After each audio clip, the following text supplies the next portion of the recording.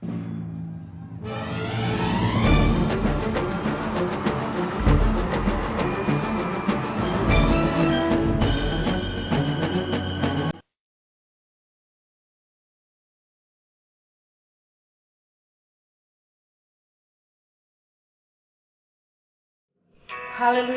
puji Tuhan. Shalom Bapak Ibu Saudara yang dikasihi Tuhan. Mari kita akan menaikkan pujian di hadapan Tuhan sebelum kita mendengar firman Tuhan. Haleluya, puji Tuhan. Terima kasih Tuhan Yesus. Saat ku masuk ke hadirat-Mu, ku tersungkur dan sembah-Mu. Ku persembahkan korban syukurku yang terbaik bagi-Mu. Ku bawa korban syukur ke tempat kudus-Mu Tuhan. Hatiku limpah dengan syukur sebab Tuhan baik. Oh, ku bawa korban syukur ke tempat kudus-Mu Tuhan. Hatiku limpah dengan syukur sebab Tuhan baik. Oh, sebab Tuhan baik. Haleluya Yesus, glory. Terpujilah nama-Mu Tuhan. Kami menyembah Engkau Yesus, haleluya. Bapa, kami bersyukur pagi hari ini Tuhan. Kami berterima kasih buat kebaikan-Mu dalam hidup kami. Kalau kami masih boleh ada sampai hari ini karena kemurahan Tuhan. Kami mau siapkan hati kami untuk mendengarkan firman-Mu Tuhan. Berbicaralah melalui firman-Mu. Berbicaralah bagi kami Tuhan. Memberi kami kekuatan. Memberi kami semangat yang baru di dalam Engkau. Kami mau buka hati kami untuk kebenaran firman-Mu. Di dalam nama Tuhan Yesus Kristus. Haleluya. Amin. Haleluya, puji Tuhan.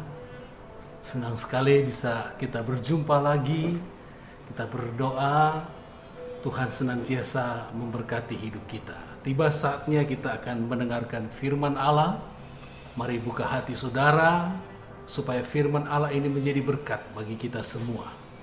Mari kita buka di dalam surat Paulus kepada jemaat yang ada di Korintus, di dalam 1 Korintus pasal yang ke-15, mulai ayat yang ke-3 sampai ayat yang ke-10.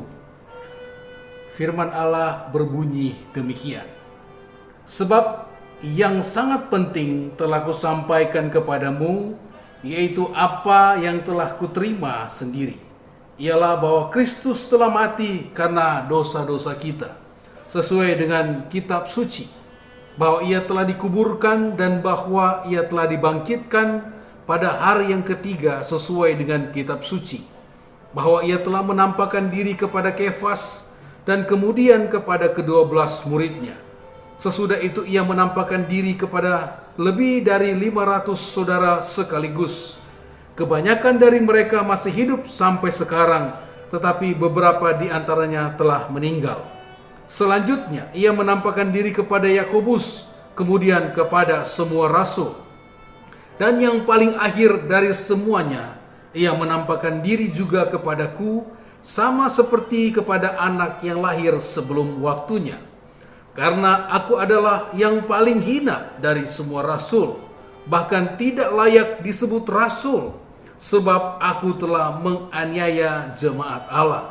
Ayat 10. Tetapi karena kasih karunia Allah, aku adalah sebagaimana aku ada sekarang, dan kasih karunia yang dianugerahkannya kepadaku tidak sia-sia.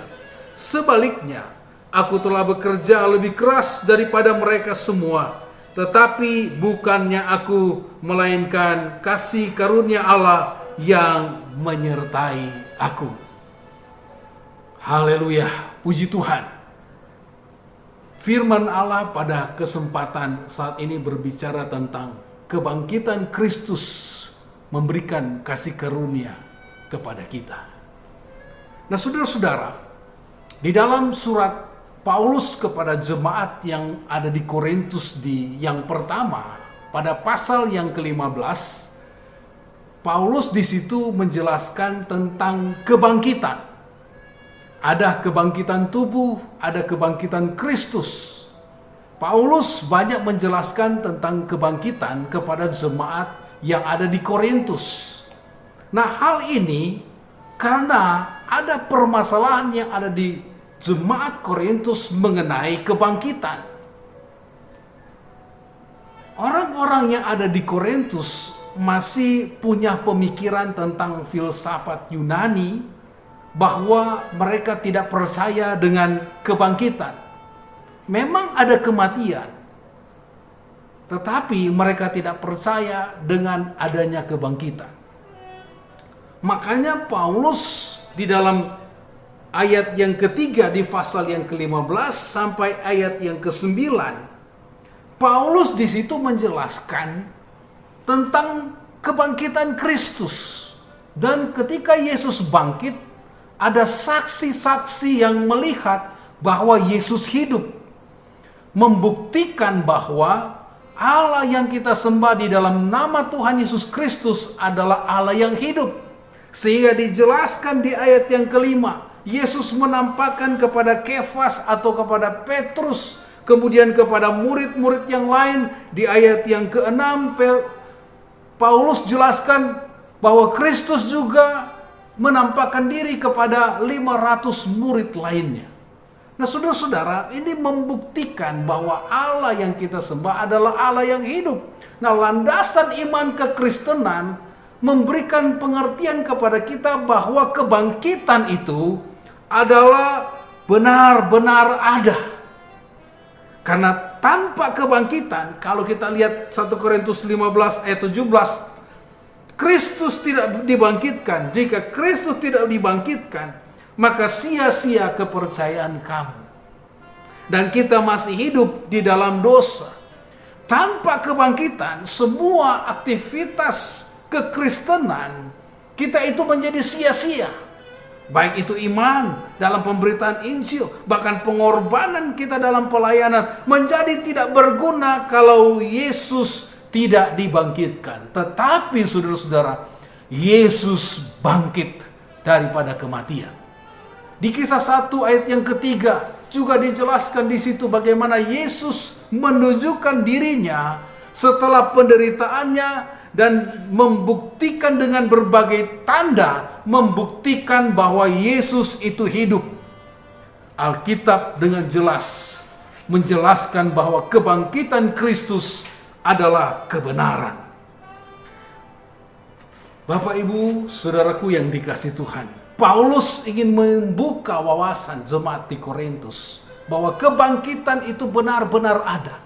Dan oleh karena kebangkitan itu, dia memperoleh kasih karunia daripada Tuhan. Makanya di ayat yang ke-10 dikatakan, tetapi karena kasih karunia Allah, aku ada sebagaimana aku ada sekarang, dan kasih karunia yang dianugerahkannya kepadaku tidak sia-sia. Paulus ada karena kasih karunia Tuhan. Oleh karena kebangkitan Kristus di atas kayu salib, Paulus menerima kasih karunia dari Tuhan. Nah, saudara-saudara, Bapak Ibu yang dikasihi Tuhan, dijelaskan bahwa Paulus ini dia bekerja keras. Di ayat 10 dikatakan bukan karena aku. tetapi karena kasih karunia Allah yang menyertai dia. Apa itu kasih karunia? Kasih karunia, kita yang tidak layak dilayakkan oleh Tuhan.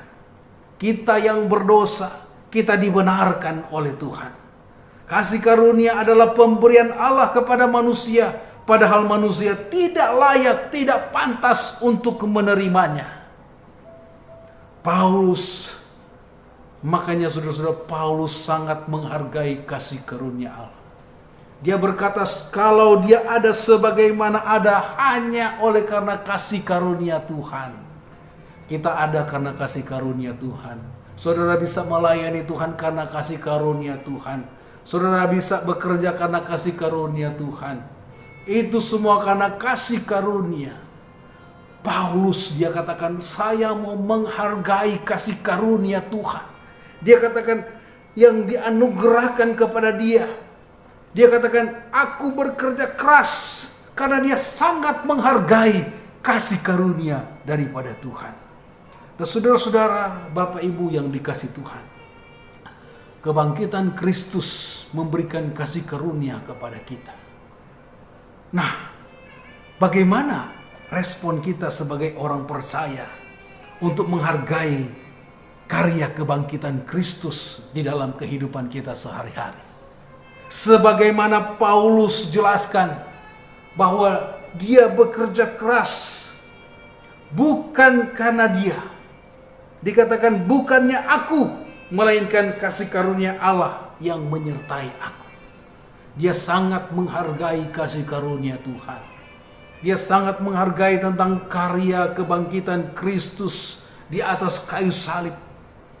Oleh sebab itu, saudara-saudara, ada 3 hal penting di sini untuk kita meresponi akan karya kebangkitan Kristus, untuk kita meresponi kasih karunia Tuhan di dalam hidup kita. Yang pertama adalah kita menerima orang lain.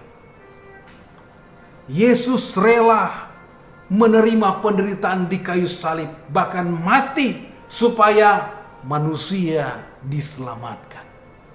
Dia rela memberikan hidupnya, menderita, mati di kayu salib, supaya kita yang berdosa ini diselamatkan. Saudara-saudara, coba kita lihat satu ayat. Matius pasal 26.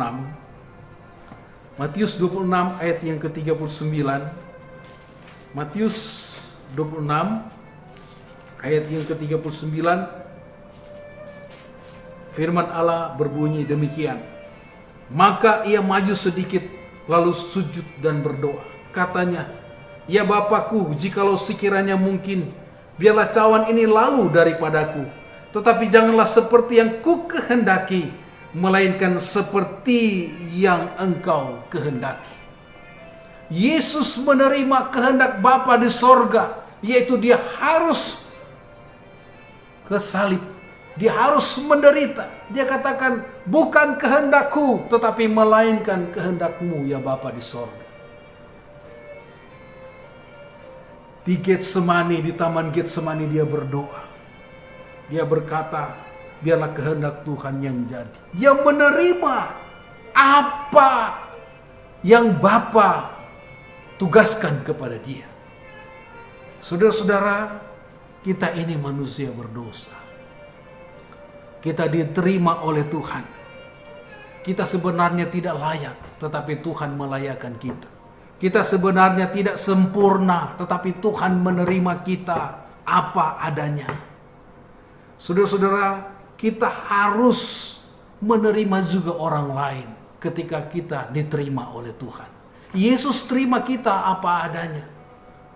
Segala dosa, kekurangan, kelemahan kita, dia terima kita. Makanya yang pertama, mari kita belajar menerima orang lain. Siapa yang tidak sempurna, saudara-saudara? Orang lain itu siapa? Mungkin istri kita tidak sempurna, tetapi kita harus terima. Mungkin suami kita tidak sempurna, kita harus terima. Mungkin anak-anak, bahkan orang tua kita tidak sempurna di mata kita, tetapi kita harus menerima dia apa adanya. Sama seperti Kristus menerima kita apa adanya tanpa syarat, saudara-saudara. Dia menerima kita, kita juga pun harus menerima orang lain. Kita harus menerima kekurangan, mungkin istri, mungkin suami, anak-anak, bahkan orang tua. Kita harus menerima. Nah, saudara-saudara, Bapak Ibu yang dikasih Tuhan, kita belajar untuk menerima orang lain, supaya orang lain pun menerima kasih karunia Tuhan melalui kita. Tuhan mau kita belajar untuk menerima. Salah satu yang ditakuti oleh manusia adalah tidak diterima atau ditolak. Tetapi Yesus menerima kita apa adanya. Makanya ada lagu, belum pernah ada kasih di dunia, menerima aku apa adanya. Hanya kasih Kristus yang bisa menerima. Saudara-saudara, Yesus pun dia belajar untuk menerima. Dia menerima orang lain.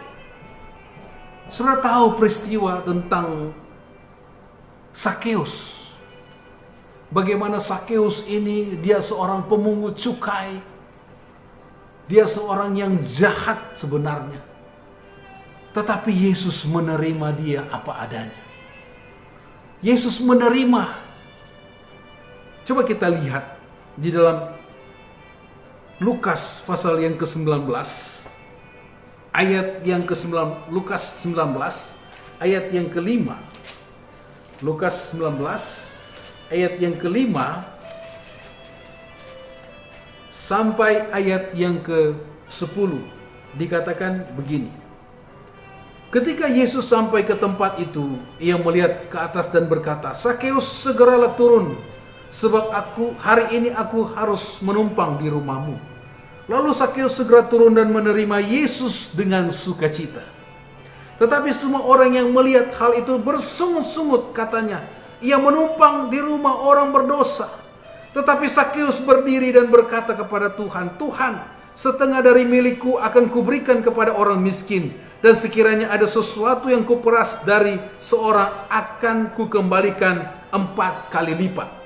Kata Yesus kepadanya, "Hari ini telah terjadi keselamatan kepada rumah ini, karena orang ini pun anak Abraham." Ayat 10, sebab anak manusia datang untuk mencari dan menyelamatkan yang hilang. Saudara, Sakeus diterima oleh Tuhan. Orang lain menolak dia. Ketika Yesus datang kepada Sakeus, tinggal di rumah Sakeus, datang di rumah Sakeus, orang lain bersungut-sungut. Orang lain berkata, kenapa dia menumpang kepada orang yang berdosa? Kenapa dia datang kepada orang berdosa? Dan Yesus datang kepada dia. Ada satu komitmen daripada Sakeus ketika dia berjumpa dengan Yesus. Dia katakan, setengah dari milikku akan kuberikan kepada orang miskin. Dan sekiranya sesuatu yang kuperas dari seorang, akan kukembalikan 4 kali lipat. Betapa sebenarnya Sakeus ini orang yang jahat. Tetapi Yesus menerima Sakeus.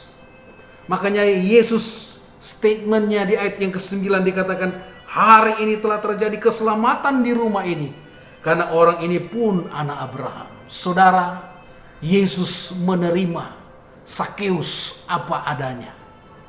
Tetapi saudara-saudara, Sakeus ini menyadari segala dosa kelemahannya, dan Yesus datang menyelamatkan dia. Yesus menerima Sakeus apa adanya, dan Sakeus pun berubah.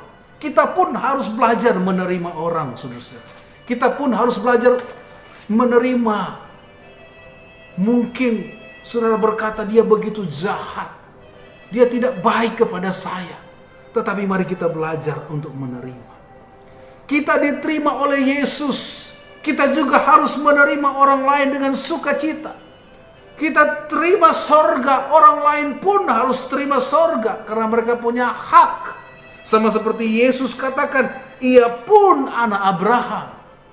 Saudara-saudara, manusia di muka bumi ini, mereka berhak menerima keselamatan. Tetapi banyak yang menolak. Kita orang percaya, kita hanya lakukan saja firman. Nah saudara-saudara, saat kita terima suami, apa adanya. Saat kita terima istri apa adanya, saat kita terima orang lain dengan apa adanya, kita percaya ketika kita menerima mereka, ada pertobatan yang akan terjadi. Kita terima segala kekurangan, kelemahan, kita bawa di dalam doa. Ada pemulihan terjadi, saudara-saudara. Ini hal yang pertama, bagaimana kita meresponi kasih karunia Tuhan, bagaimana kita meresponi karya Yesus di atas kayu salib. Dia sudah bangkit. Mari kita belajar untuk menerima orang lain. Mungkin saudara berkata, Pak Pendeta, saya tidak terima dia. Dia sudah begini kepada saya tidak terima dia. Saudara masih belajar untuk menerima. Yesus sudah menerima saudara apa adanya. Segala kekurangan, kelemahan kita, Yesus terima. Kita juga harus menerima orang lain dengan apa adanya. Jangan tinggalkan, jangan benci, tetapi kita belajar untuk menerima. Yang kedua, saudara-saudara, adalah untuk meresponi kasih karunia Tuhan. Kita belajar mengampuni orang lain. Mengampuni orang lain. Lukas 23 ayat yang ke-34. Lukas 23 ayat yang ke-34, firman Allah berkata demikian. Injil Lukas pasal 23 ayat yang ke-34. Yesus berkata, "Ya Bapa, ampunilah mereka, sebab mereka tidak tahu apa yang mereka perbuat." Dan mereka membuang undi untuk membagi pakaiannya. Ini adalah perkataan Yesus di atas kayu salib. Sementara dia menderita, dia berkata, "Ya Bapa, ampunilah mereka, sebab mereka tidak tahu apa yang mereka perbuat." Yesus sudah lebih dahulu mengampuni. Sekalipun dia dihajar, disalibkan, dia berkata kepada orang yang menyalibkan dia, "Ampunilah mereka. Ya Bapa, ampunilah mereka, sebab mereka tidak tahu apa yang mereka perbuat." Saudara, Bapak, Ibu yang dikasihi Tuhan, mari kita mau belajar mengampuni. Tidak ada manusia yang suka disakiti. Tidak ada manusia yang suka dibenci. Tetapi saudara-saudara, ketika saudara berkata, "Saya disakiti, saya sudah dilukai," mari kita belajar seperti Yesus. Yesus sudah alami lebih dahulu bagaimana dia disakiti. Orang-orang pun yang dekat dengan dia menyakiti dia. Yudas yang sudah berjalan dengan Yesus selama 3,5 tahun dalam pelayanan, sudah menjadi murid Yesus, bahkan dipercayakan menjadi bendahara, disakiti, menyakiti Yesus. Dia mengkhianati Yesus. Petrus demikian. Akhirnya Petrus pun menyangkal dia. Bahkan Thomas yang sudah berjalan dengan dia, ikut dengan dia, tidak percaya dengan dia ketika Yesus sudah dibangkitkan. Nah, saudara-saudara, Bapak Ibu yang dikasihi Tuhan, ketika kita disakiti, kita harus lepaskan pengampunan. Firman Allah berkata, apa yang terikat di bumi akan terikat di sorga. Apa yang kita lepas di bumi terlepas di sorga.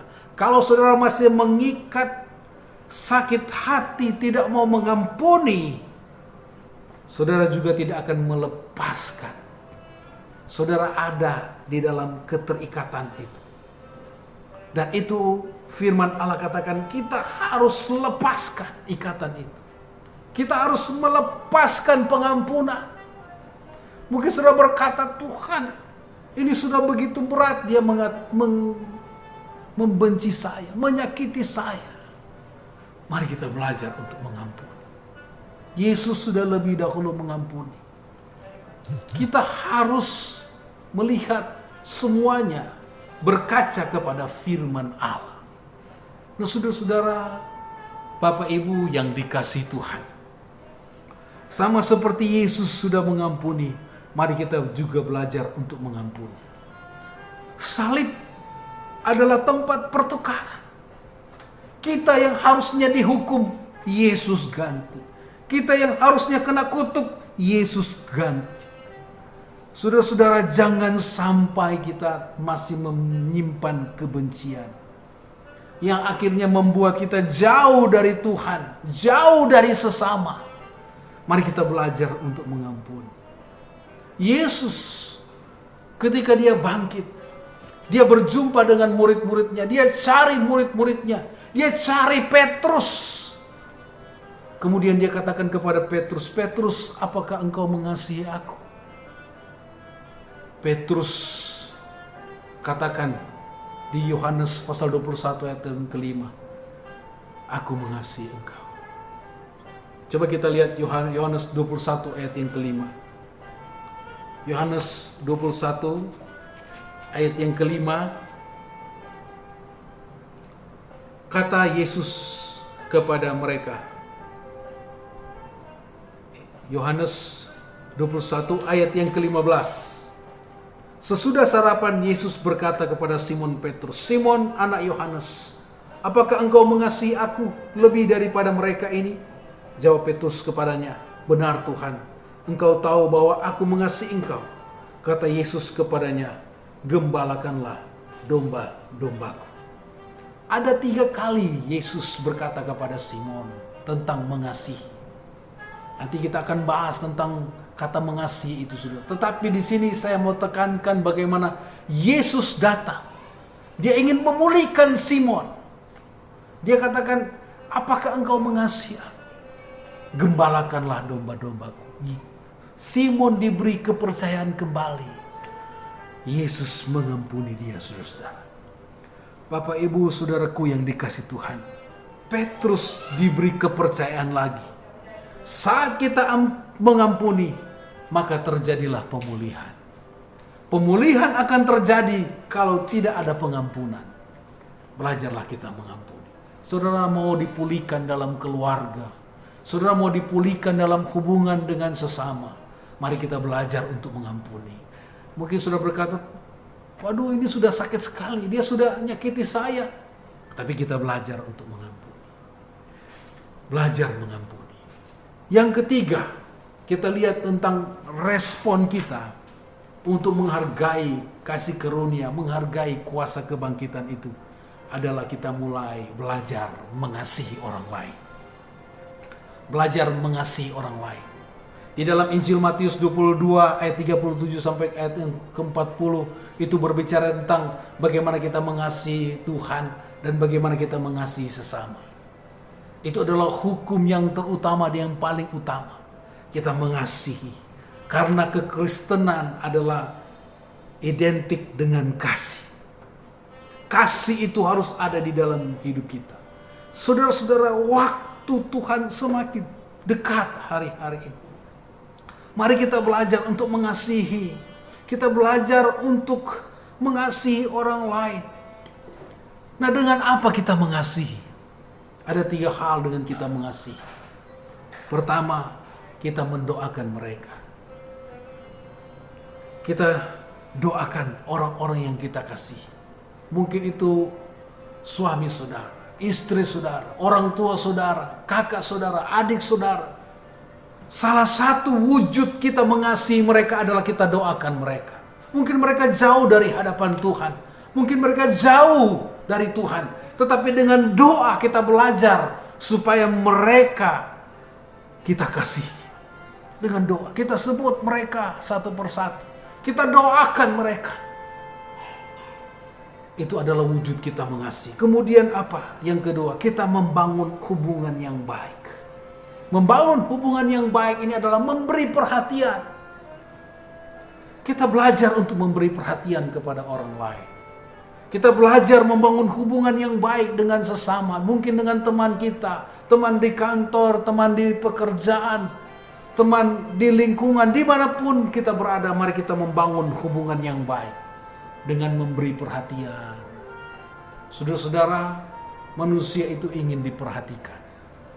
Setiap manusia ingin diperhatikan. perhatian yang sederhana, itu sangat membangun dia, saudara-saudara. Mungkin dia dalam keadaan sendiri, tetapi dengan perhatian kita, itu adalah bentuk kasih.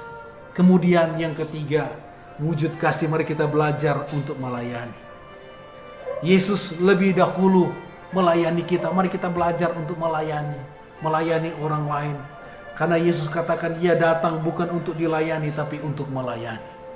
Nah saudara-saudara, Bapak Ibu yang dikasih Tuhan, inilah respon kita untuk kita mengerti bahwa kebangkitan Kristus, kasih karunia itu terus ada di dalam hidup kita. Mari kita belajar untuk menerima orang lain. Mari kita belajar untuk mengasihi orang lain. Mari kita belajar untuk mengampuni orang lain. Itulah yang Tuhan inginkan dalam hidup kita. Pelajaran dari firman Allah pada kesempatan saat ini, kebangkitan Tuhan memberikan kita kasih karunia. Dan lewat kasih karunia itu kita responi dengan baik untuk kita hidup belajar menerima orang lain. Untuk kita hidup belajar mengampuni orang lain. Untuk kita belajar mengasihi orang lain. Ini sangat penting. Mari respon. Paulus katakan kepada jemaat yang ada di Korintus tadi, di 1 Korintus 15 ayat yang ke-10, karena kasih karunia dia ada, dan oleh karena kasih karunia itu dia bekerja keras, dia bekerja supaya dia melayani Tuhan, dia serahkan hidupnya untuk Tuhan, dia meresponi kasih karunia Tuhan itu dengan dia melayani sungguh-sungguh, dia mengasihi Tuhan, dengan dia mengampuni, dan dia melayani Tuhan sungguh-sungguh. Saudara-saudara, Bapak Ibu yang dikasih Tuhan, biarlah firman Allah ini menjadi kekuatan kepada kita. Kita masih ada dalam suasana kebangkitan Tuhan. Bangkitkan iman saudara hari-hari ini. Saudara mungkin hari-hari ini dengar sana sini sangat mengkhawatirkan, menakutkan. Tetapi biarlah kita terus dibangun oleh firman Allah yang memberikan kekuatan. Kiranya Roh Kudus menolong kita dan memberikan kepada kita untuk melakukan firman Allah ini.